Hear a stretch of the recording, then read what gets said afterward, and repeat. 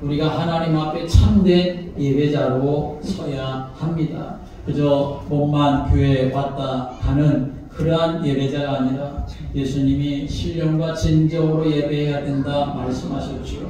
영으로 성령 안에서 또 하나님의 말씀을 언약으로 붙잡고 예배하는 그 예배, 그래서 그 말씀이 나를 살려야만 내가 예배의 승리자가 될 수가 있는 것이죠.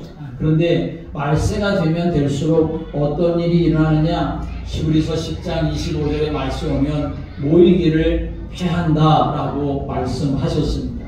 지금도 사람들이 말합니다. 교회만 가야 되느냐, 교회에 가야만 예배 드릴 수 있느냐, 교회에만 구원이 있냐, 그렇게 말하면서 교회 가는 것을 등한시하고 교회 가지 못하는 것을 자기 스스로 합리화시키면서 그렇게 삶을 살아갑니다. 왜 사람들이 그렇게 말을 할까요? 그것은 그 이유를 모르기 때문에 그렇게 말하는 것이죠. 예배가 뭔지 모르니까, 우리 인간이 어떤 존재인지를 모르기 때문에 그렇게 말하는 것입니다. 하나님이 어떤 분이신 줄 알고 우리 존재가 어떤 존재인지를 안다면 예배는 정말 승리해야 할 이유가 있는 것이고, 예배로만 하나님께 영광이 돌릴 수 있고 우리의 삶이 하나님의 은혜와 복을 누릴 수가 있게 되는 것을 알게 되는 것이죠. 또 왜 말세에는 이렇게 예배하는 것, 모이는 것을 패하는 역사가 일어나느냐? 우리 믿음의 삶을 방해하려고 하는 사단의 역사가 극심하기 때문에 그렇습니다. 하나님께 나아가는 것을 방해하고 하나님의 사람으로 세워지는 것을 방해하고 하나님의 축복을 누려서 복음의 증인으로 서는 것을 방해하기 위해서, 그래서 모이기를 패하는 역사가 말세 시대에는 계속 더 극심하게 일어나는 것입니다. 그러므로 우리는 이렇게 예배에 실패하고 예배를 경홀히 여기는 어리석은 그러한 삶에 빠지지 않기 위해서 어떻게 해야 되느냐? 먼저는 알아야 합니다. 함께 하겠습니다. 알아야 합니다. 알아야 합니다. 알아야 합니다. 모르니까 사람들이 그렇게 말할 수가 있는 것이거든요. 뭘 알아야 되느냐? 영적인 사실을 우리가 먼저 알아야 합니다. 무슨 영적인 사실을 알아야 되느냐? 많은 것들 중에 크게 먼저는 하나님을 제대로 알아야 되고, 두 번째는 우리 자신, 인간을 바로 알아야, 그래야 하나님 앞에 예배할 이유를 발견하게 되는 것이고 예배에 승리할 수가 있습니다. 하나님은 어떤 분이신가? 성경 우리에게 아주 잘 명확하게 말씀합니다. 하나님은 어떤 분이시냐? 시편 93편 2절에 말씀 오면 주는 영원부터 계셨나이다 라고 말씀합니다. 하나님은 영원부터 계신 분이시다 하는 것이죠. 또 출애굽기 3장 14절에 나는 스스로 있는 자다 라고 이렇게 말씀하셨습니다. 사람들이 무엇인가를 만들어 놓고 그것을 신으로 섬기는 그런 하나님이 아니라, 하나님은 영원부터 스스로 계신 하나님이신 것을 우리에게 분명하게 말씀하십니다. 그 영원부터 스스로 계신 하나님이 어떻게 스스로 계셨느냐? 요한계시록 1장 8절에 말씀 오면 주 하나님이 가라사대 나는 알파 오메가라, 이제도 있고 전에도 있었고 장차 올 자요 전능한 자라 하시더라 라고 말씀합니다. 하나님은 어떤 분이시냐? 영원부터 스스로 계신 전능하신 분이시다 하는 것을 우리에게 말씀해주고 계십니다. 또 하나님은 어떤 분이시냐? 그 하나님은 영으로 계신 분이시다. 하나님은 영이시다. 요한복음 4장 24절에 예수님이 말씀을 하셨습니다. 그러니까 하나님은 영부터 스스로 전능하신 능력으로 영으로 계신 분이시다 말씀하시지요.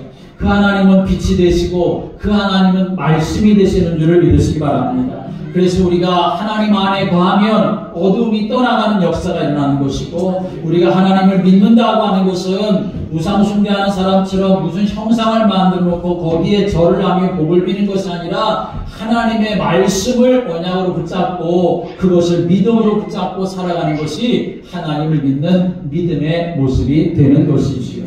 그래서 예수님은 아버지께 예배하는 자들, 하나님 아버지가 예배하는 자들을 찾으시는데 그 예배하는 자들은 영과 진리로 예배해야 된다. 그렇게 말씀하시고 가르쳐 주셨습니다.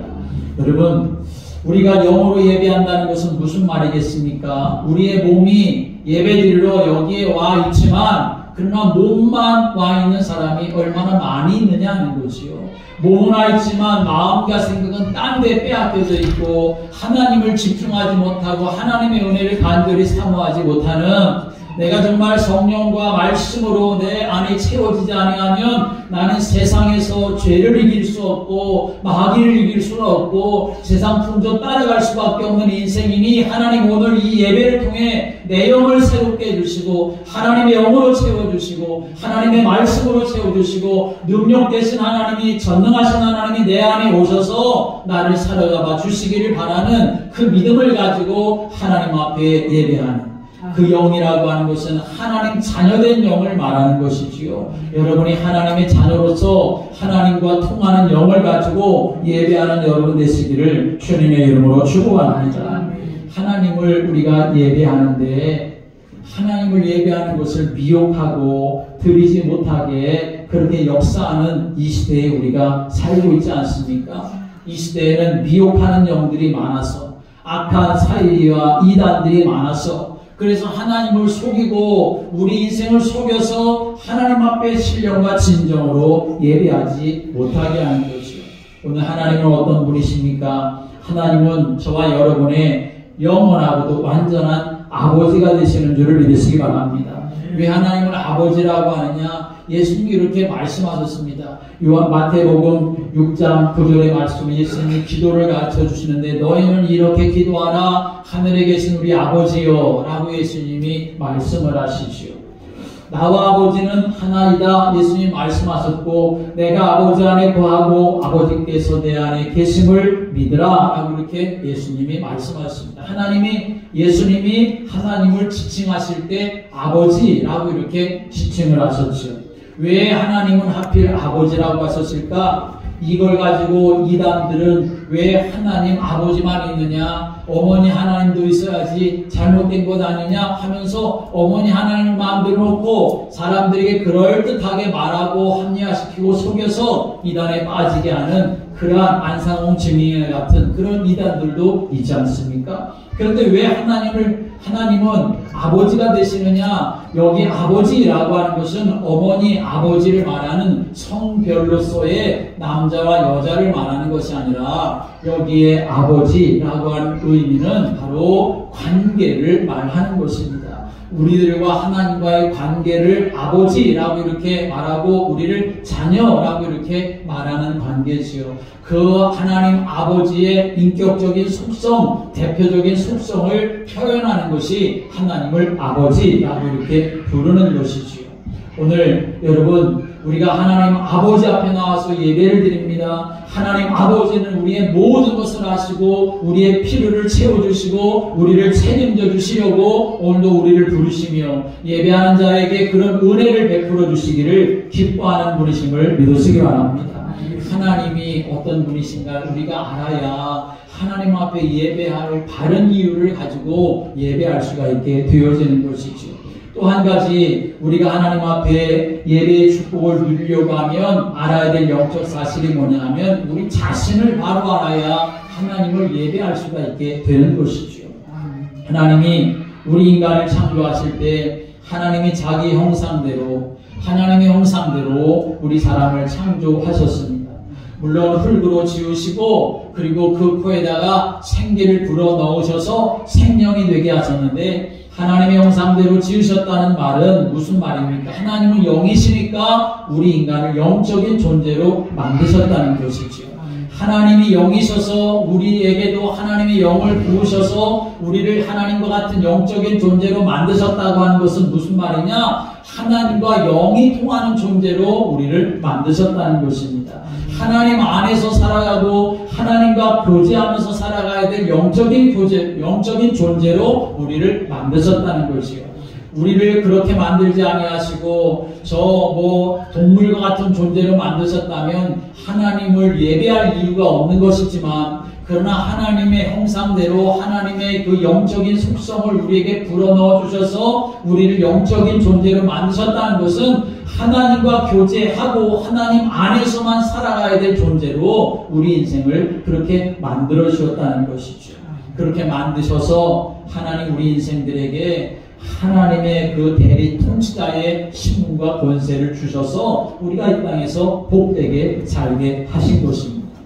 여러분, 하나님과 우리와의 관계는 영적인 관계라는 사실을 알아야 합니다. 이 영적인 관계라고 하는 것은 무슨 말이냐? 예배적인 관계에 있다는 것을 말하는 것이요. 그래서 예배드릴 이유가 있습니다.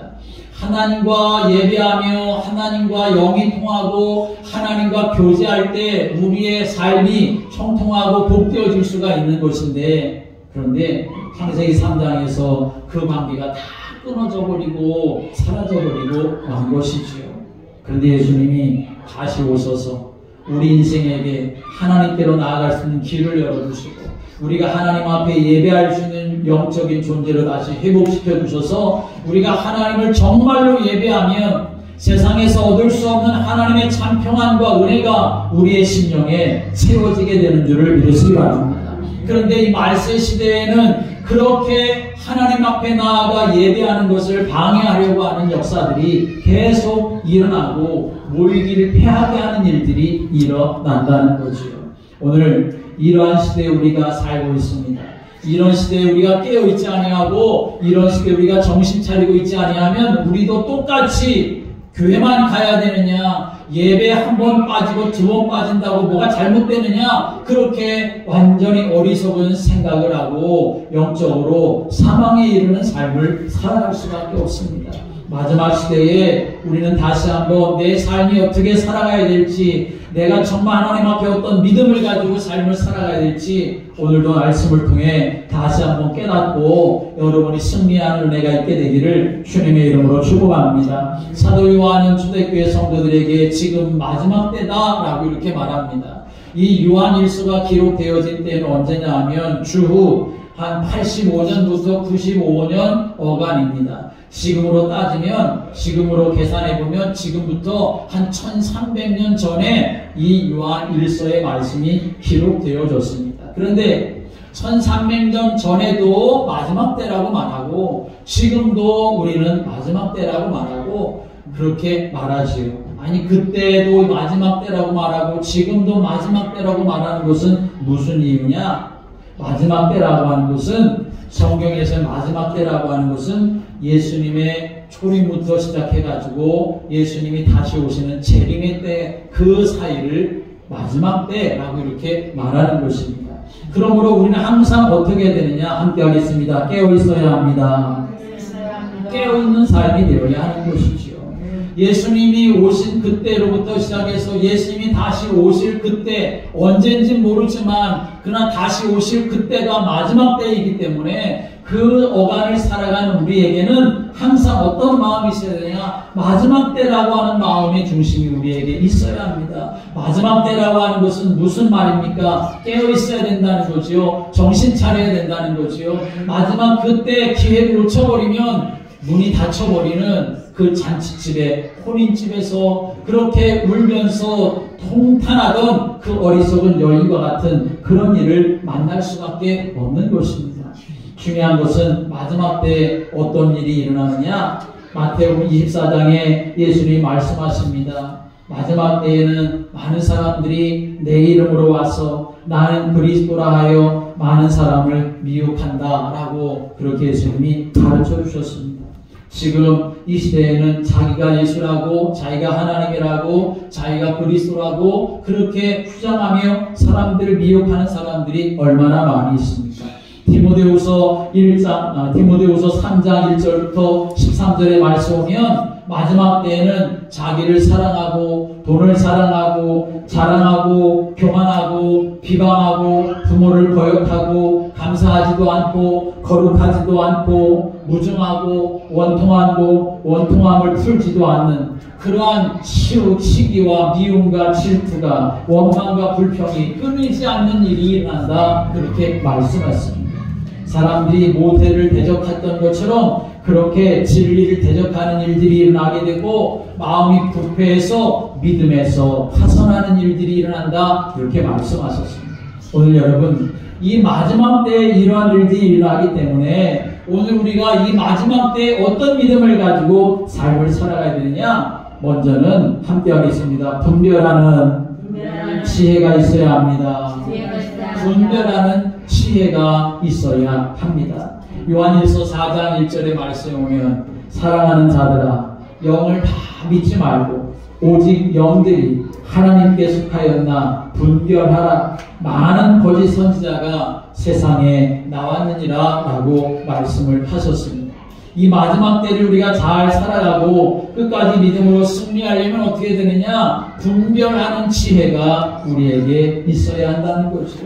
오늘 22절에도 말씀합니다. 22절 말씀 같이 읽어볼까요? 시작. 거짓말하는 자가 누구냐? 예수께서 그리스도이심을 부인하는 자가 아니냐? 아버지와 아들을 부인하는 그가 저 그리스도니. 아멘. 아버지와 아들을 부인하는 자들이 일어난다는 거지요. 그런데 그것을 분별하지 못하고 거기에 빠져서 어리석고 멸망한 길을 걸어가는 사람들이 있다는 것입니다.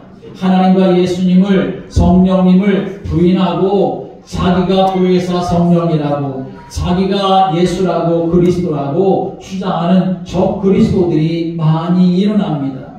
여러분, 하나님이 주신 구원자 그리스도는 오직 한 분 예수님인 줄을 믿으시기 바랍니다.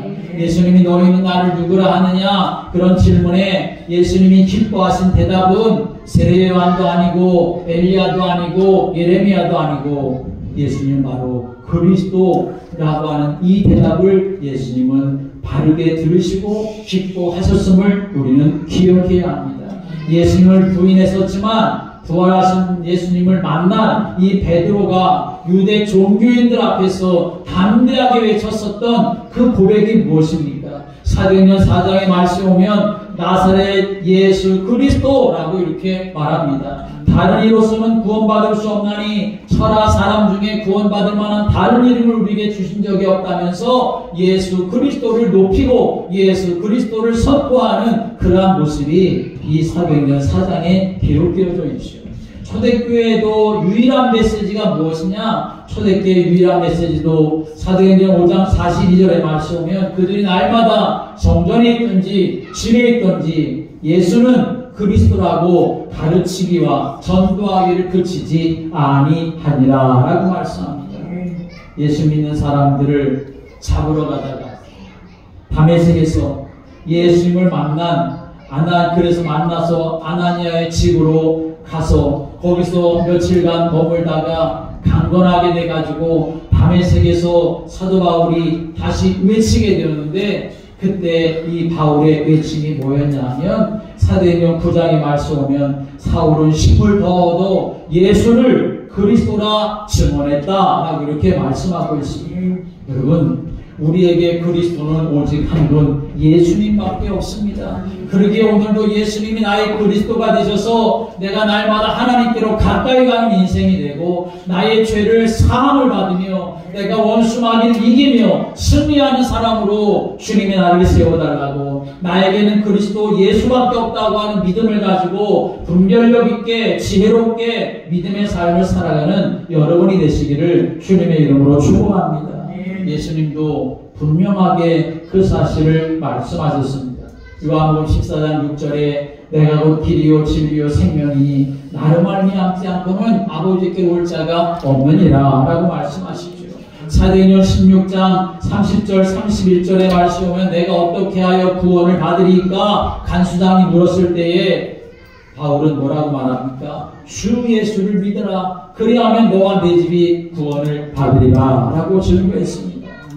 우리를 구원하실 분, 다시 세상에 재림하셔서 이 세상의 모든 인생들을 심판하실 분도 바로 예수 그리스도 한 분이십니다. 그래서 사도행전 1장 11절에 말씀 오면 부활하시고 승천하시는 그 주님 앞에서 천사가 외치기를 갈릴리 사람들이 어찌하여 서서 하늘을 쳐다보느냐? 너희 가운데서 하늘로 올리우신 이 예수는 하늘로 가심을 본 그대로 오시리라 라고 말씀하셨습니다. 누가 다시 오신다고 하셨습니까? 예수님이 다시 오신다고 하셨습니다. 다시 말하면 예수님만이 그리스도가 되심을 우리에게 증거하는 것입니다. 함께 하겠습니다. 예수님만이 구원자이십니다. 예수님만이 재림주가 되십니다. 예수님만이 그리스도가 되십니다. 예수님만이 우리의 구원자가 되시고 예수님만이 이 세상에 다시 오실 심판주 그리스도 재림주가 되시고 예수님만이 우리에게 하나님 자녀된 영원한 권세와 신분을 주시는 그리스도가 되심을 믿으시길 바랍니다. 그런데 세상은 자꾸만 속여서 세상의 논리를 가지고 육신의 논리를 가지고 혼자스럽게 만들고 희미하게 만들고 의심하게 만들고 그래서 우리가 예수 믿는 것을 점점 희미하게 그렇게 믿으며 삶을 살아가게 하는 일이 이 마지막 시대에 계속 일어나고 있다는 것입니다. 오늘 저와 여러분이 믿음의 삶을 살아가면서 나는 날마다 더 가까이 주님께로 가까이 가고 있는 사람인가? 아니면 나는 오히려 점점 희미해지고 퇴보하고 있는 건 아닌가? 내가 정말 주님께로 여호와 하나님께로 나의 마음이 확정되어서 하나님을 간절히 찾고 구하고 그 은혜가 아니면 안 됩니다 하는 그 마음을 가지고 내가 삶을 살아가고 있는가?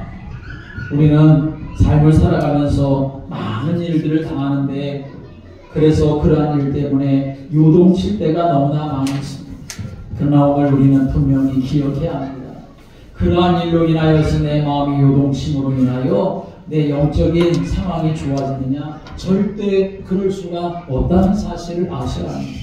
내 영혼이 사는 길은 예수 그리스도로 충만케 되어지는 것, 성령으로 충만케 되어지는 것, 하나님의 말씀으로 충만케 되어지는 것, 그것이 내 영혼이 사는 길입니다. 그래서 내 영혼이 잘된 같이 범사가 되고 감동케 되어지는 하나님의 은혜를 누릴 수가 있는 것이지 세상의 것 때문에 내가 이리저리 요동한다고 해서 나의 영적인 상태는 절대로 좋아질 수가 없습니다. 날마다 예수 그리스도로 충만케 되어지는 여러분이 되시기를 주님의 이름으로 축복합니다. 사도 바울을 생각해 보십시오. 사도 바울은 그리스도를 깨닫기 전에 그는 굉장히 자기 스스로 자부심을 가지고 살던 사람입니다. 성경의 박사지요, 종교의 지도자지요, 율법적인 것으로 따지면 바리새인이었기 때문에 자기 스스로도 흠이 없는 삶을 살았다고 말한 사람이었습니다. 로마의 시민권을 가진 사람이었지요. 그 당시 최고의 가말리엘 문화에서 공부한 그러한 최고의 학자였습니다. 베냐민 지파로서 왕족의 혈통을 가지고 태어난 사람입니다. 그런데 그 세상의 것을 가지고 자기가 열심히 살았을 때에는 예수님이 그 바울을 만났을 때 뭐라고 말씀하셨습니까? 네가 왜 나를 박해하느냐? 네가 왜 나를 핍박하느냐? 예수님이 이렇게 말씀하셨음을 우리는 알아야 합니다. 세상의 것을 아무리 많이 가지고 있다 할지라도 그것으로는 하나님께 영광을 돌릴 수 없고 그것은 오히려 복음이 없으면 복음의 핍박자가 되고 복음에 방해하는 역할을 한다는 사실을 우리는 기억해야 합니다. 그런데 사도 바울이 정말 예수를 만나고 오직 예수님밖에 없구나 그걸 깨닫고 나니까 그는 뭐라고 말합니까? 내가 이전에는 복음의 핍박자였다고 나는 죄인 중에 괴수라고 그렇게 고백하고 내가 이제부터는 남은 인생 예수 그리스도를 위해서 살겠다고 그렇게 고백하는 삶을 살았던 것을 성경 우리에게 증거하고 있습니다. 오늘 저와 여러분이 믿음의 삶을 살아가면서 마지막 시대에 살고 있습니다. 언제 주님 오실지 알 수 없어서 사람들은 아직까지 안 오셨는데 뭐 또 앞으로 더 좀 시간이 있지 않을까? 그렇게 생각하며 느슨한 마음을 가지고 살아갑니다. 결코 그렇지 않습니다.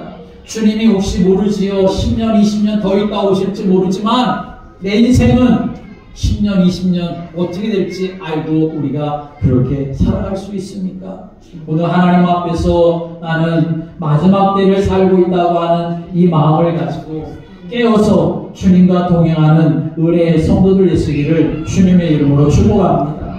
그래서 우리는 항상 어떤 마음의 중심을 가지고 삶을 살아가야 되느냐? 하나님의 말씀을 내 마음에 잘 담고 하나님의 말씀을 붙잡고 삶을 살아가는 중심이 우리에게 있어야 합니다. 함께 하겠습니다. 말씀에 확신을 가지고 정체성과 소속감을 가지고 살아가야 합니다.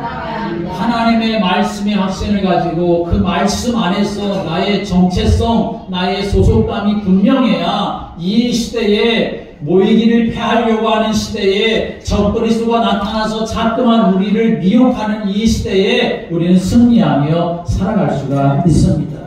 성경에 보면 아주 중요한 원리가 하나 나와 있습니다. 항상 두 부류의 믿음의 사람들이 소개됩니다. 예를 들면 가인과 아벨, 이삭과 이스마엘, 야곱과 에서, 사울왕과 다윗왕, 초대교회와 바리새인. 여러분, 같은 형제들이지요. 같은 시대에 살던 사람들입니다. 그런데 예수님은 한 밭 안에도 알곡이 있고 가라지가 있다, 그렇게 말씀하십니다. 같은 우리 안에도 양이 있고 염소가 있다, 예수님이 그렇게 말씀하셨습니다. 성경이 말하는 아주 중요한 포인트가 있습니다. 간단하게 말하면 진짜와 가짜가 있다는 말이지요. 진리가 있고 거짓이 있다는 말이 되는 것입니다. 종교적인 믿음을 가지고 살아가는 사람이 있는가 하면 언약적인 믿음을 가지고 삶을 살아가는 사람이 있다는 말씀이지요. 결국 지금은 아무것도 아닌 것처럼 보이고 지금은 보이지 않는 것 같지만 그러나 마지막 때는 분명히 드러날 것임을 예수님은 우리에게 말씀해 주셨습니다. 가인과 아벨이 똑같이 교회를 다니고 똑같이 예배를 드렸다고 생각해 볼 때에 하나님 그럼 다 받으셔야 되는데 가인의 예배는 받지 않으시고 아벨의 예배는 받으시지 않으셨습니까? 종교적인 예배, 하나님은 예배하는 자를 찾으시는데 성령과 진리 안에서 예배하는 자를 찾으시는데 어떤 사람은 예배를 드린다 하면서도 성령과 진리 안에 있지 아니하고 종교적인 예배로 있는 사람이 있는가 하면 어떤 사람은 말씀드린 것처럼 정말 내가 하나님 없이는 살아갈 수 없다는 하나님의 자녀된 그 영을 가지고 내가 오늘도 하나님과의 관계가 회복되어지고 그 하나님 관계로 충만케 되어지는 그런 믿음 안에서 예배하는 그 예배, 오늘도 나의 주는 그리스도 되시는 분은 예수밖에 없다고 하는 이 믿음을 가지고 예배하는 그 예배자, 그것은 완전히 다를 수밖에 없음을 우리에게 말씀하는 것이죠. 이삭과 이스마엘이 아브라함의 두 아들 아닙니까? 똑같이 아브라함에게서 난 아들이지만 그러나 한 아들 이삭은 약속적인 믿음 안에서 나온 아들이었고 한 아들 이스마엘은 인본주의적인 그런 믿음 안에서 나온 아들이었음을 성경 우리에게 말씀합니다.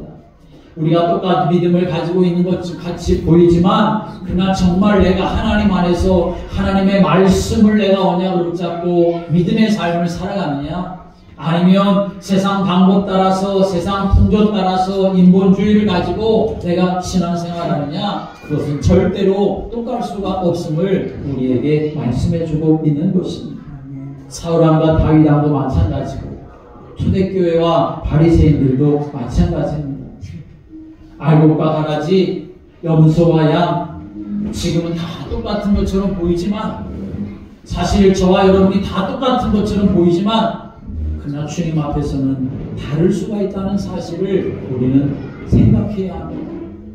그러므로 오늘 주님 앞에 섰을 때 아무리 주님 앞에서 우리가 주님의 이름으로 귀신을 내어 쫓고 주님의 이름으로 권능을 행한다 할지라도 주님은 나 몰라 그렇게 말씀하실 수가 있음을 우리는 기억하며 우리는 하루하루 하나님 앞에서 믿음으로 살아갈 수 있는, 하나님이 기뻐하시는 사람으로 살아갈 수 있는 그러한 영적인 예배자가 되고 영적인 사람들이 되시기를 주님의 이름으로 축복합니다. 그러면 우리는 하나님의 말씀을 붙잡고 삶을 살아가는 성도가 되어야 합니다. 하나님의 말씀 안에서, 언약 안에서 이탈되지 말고, 복음에서, 예수 그리스도에서, 하나님의 말씀에서 벗어나지 말고 하나님 안에서 믿음의 삶을 살아가는 성도, 나는 그리스도께 속한 사람이라고 하는, 나는 하나님의 자녀라고 하는 분명한 정체성과 소속감을 가지고 살아가야 합니다. 오늘 19절에 그렇게 말씀하죠. 19절 말씀 같이 읽을까요? 시작. 그들이 우리에게서 나갔으나 우리에게 속하지 아니하였나니 만일 우리에게 속하였더라면 우리와 함께 거하였으려니와 그들이 나가는 것은 다 우리에게 속하지 아니함을 나타내려 함이니라. 아멘. 오늘 이 말씀 안에 속한 자, 속하지 아니한 자, 그냥 머물러 있는 자, 여전히 머물러 있는 자, 아니면 나간 자, 그것을 우리에게 말씀하고 있습니다. 오늘 여러분, 이 마지막 시대에 우리가 그리스도 안에 머물러 있어야 되고 그리스도 안에 속한 자가 되어야 하는데, 세상은, 악한 마귀는, 그리고 여러 가지 사정과 형편은 우리로 하여금 그 안에 있지 못하게 하고 자꾸만 그리스도 밖으로 나가게 만들려고 하는 일들이 끊임없이 일어난다는 것입니다. 그럴 때마다 우리는 우리 자신의 정체성과 소속감을 항상 기억하고 생각하고, 나는 그리스도 예수 안에 있어야 될 자라고 내 마음과 내 생각은 하나님 여호와께로 알마다 확정되어져서 주님과 동행하는 은혜의 삶을 살아가는 성도로 우리가 세워져야 합니다. 사도행전 27장 23절에 사도 바울이 로마 복음화를 위해서 가이사 앞에 재판을 받으려고 배를 타고 가지 않습니까? 알렉산드리오라고 하는 배를 타고 로마로 가는데 가다가 유라굴로라고 하는 큰 광풍을 만나게 됩니다. 배에 타고 있었던 276명이 다 죽게 되었습니다. 배는 깨져버리고 어떤 수단 방법을 써도 풍랑을 이길 수가 없는 그런 상황이었습니다. 사람들이 다 두려워 떨고 있었을 때 사도 바울이 그 사람들 앞에서 이렇게 말합니다. 여러분이요, 두려워하지 마십시오. 안심하십시오. 어젯밤에 내가 속한 바, 곧 내가 섬기는 하나님의 사자가 내게 말씀하기를, 바울아 두려워 말라. 네가 가이사 앞에 서야 할 것이다. 하나님께서 너와 함께 항해하는 자들을 다 내게 주셨다고 하였으니 여러분 안심하시오 라고 말합니다. 사도 바울이 그 사람들에게 여러분 안심하시오 라고 이렇게 말했을 때 사도 바울이 뭐라고 말하냐면, 함께 하겠습니다. 내게 속한 바, 내게 속한 바 라고 이렇게 말합니다. 내가 섬기는 하나님께 내가 속하여 있다 라고 하는 것을 말하는 것이죠. 바울이 그 상황 속에서도 무엇을 알고 있었다는 말입니까? 그 상황 속에서도 나는 지금 누구에게 속해 있느냐, 그것을 알고 있다는 거죠. 하나님이 하나님의 천사를 통해서 그것을 가르쳐 주셨고, 사도 바울은 그것을 다시 한번 확신하면서 당신들도 하나님의 손 안에 있으니 두려워하지 말고 안심하십시오 라고 이렇게 말하고 있었던 것이지요. 여러분, 우리는 누구에게 속해 있습니까? 나는 지금 누구에게 속해 있습니까? 나는 정말 예수에게 속해 있습니까? 나는 정말 하나님께 속해 있습니까? 나는 정말 하나님의 말씀 안에 있습니까? 오늘 우리는 날마다 이 영적인 삶을 살아가는데 나 자신을 점검하며 그렇게 삶을 살아가는 여러분이 되시기를 주님의 이름으로 축복합니다. 경제적으로 어려울 수 있고 이런저런 많은 문제와 위기 가운데 속하여 있지만, 그러나 그리스도와 하나님 나라라고 하는 이 언약 속에 내가 속해 있음을 우리는 절대로 놓치지 말아야 합니다. 나는 임마누엘 가운데 있는 것이지 실패 가운데 있는 것이 결코 아닙니다. 나는 하나님의 그 은혜와 축복 속에 있는 것이지 저주와 재앙 속에 있는 존재가 결코 아닙니다. 내가 비록 지금 사망의 음침한 골짜기를 가는 것처럼 보여질지라도 그러나 내가 가는 그 길 속에 주의 지팡이와 주의 막대기가 나를 안위하시는 은혜가 우리 가운데 함께 하고 있다는 사실을 믿으시길 바랍니다. 그러므로 난 항상 나의 정체성과 나의 소속감을 분명히 하는 사람이 되어야 합니다. 하나님이 우리에게 그런 은혜를 베풀어 주셨는데 하나님의 말씀을 우리에게 약속해 주셨는데 우리는 하나님의 말씀을 붙잡고 그 말씀을 가지고 내가 하나님께 속하지 않았습니까? 하나님이 나를 책임져 주시는 인생이 되어야 하지 않습니까? 하나님 앞에 은혜를 구하고 기도하기보다는 그런 정체성과 소속감을 놓쳐버리는 그 이유는 하나님의 말씀이 내게 없기 때문인데 그 하나님의 말씀을 놓쳐버림으로 세상을 바라보고 연약한 나를 바라보며 낙심하고 그리고 포기하는 때가 너무나 많습니다. 사랑하는 여러분, 하나님의 말씀 붙잡고 믿음으로 승리하는 여러분이 되시길 바랍니다. 마지막 때에 모이기를 피하는 일이 일어나서 하나님을 예배하는 것을 등한히하게 하는 일들이 많이 일어나는데 여러분은 정말 남은 인생 동안 하나님을 예배하는 데 집중하고 하나님을 예배하는 데 승리할 수 있는 성도들 되시기를 주님의 이름으로 축복합니다. 사도 바울이 디모데에게 디모데전서 6장 20절에서 그렇게 말합니다. 디모데야, 망령되고 헛된 말과 거짓된 지식의 반론을 피함으로 내게 부탁한 것을 지키라 라고 이렇게 말합니다. 우리에게 다가오는 많은 헛된 것들, 망령된 것들, 거짓된 것들이 우리에게 많이 다가와서 우리가 꼭 지켜야 될 것을 지키지 못하게 그렇게 방해하는 일들이 많이 일어나는 것이 이 마지막 때라는 것입니다. 오직 예수 그리스도를 지켜야 되는데 오직 하나님의 말씀을 지켜야 되는데 오직 하나님의 은혜 그것을 우리가 지켜 그것을 우리의 인생에 살아야 되는데 그런데 그것을 놓쳐버리고 세상 원리 자기를 합리화시키는 그 합리화 거기에 빠져서 하나님을 등한시하는 일들이 점점 많아지고 있다는 것입니다. 사랑하는 여러분, 우리는 성령 안에서 살아가야 될 사람입니다. 하나님 말씀 안에서 삶을 살아가야 될 사람입니다. 예배의 축복을 누리며 삶을 살아가야 될 사람입니다. 오늘 28절에도 그렇게 말합니다. 28절의 말씀 같이 읽어볼까요? 시작. 자녀들아 이제 그의 안에 거하라. 이는 주께서 나타내신 바 되면 그가 강림하실 때에 우리로 담대함으로도 그 앞에서 부끄럽지 않게 하려 함이라. 아멘. 자녀들아 이제 그의 안에 거하라 라고 말씀합니다. 그의 안에 거할 때 주님 다시 오실 때에 우리가 주님 앞에 설 때에 부끄럽지 않는 그러한 사람으로 세워질 것을 우리에게 말씀해주고 계시는 것입니다. 오늘 저와 여러분이 하나님으로부터 예수님을 통하여 영원한 생명을 얻었습니다.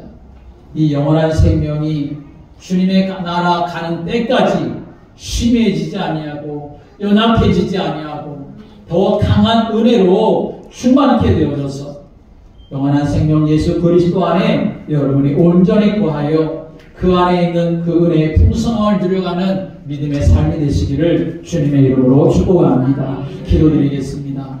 예수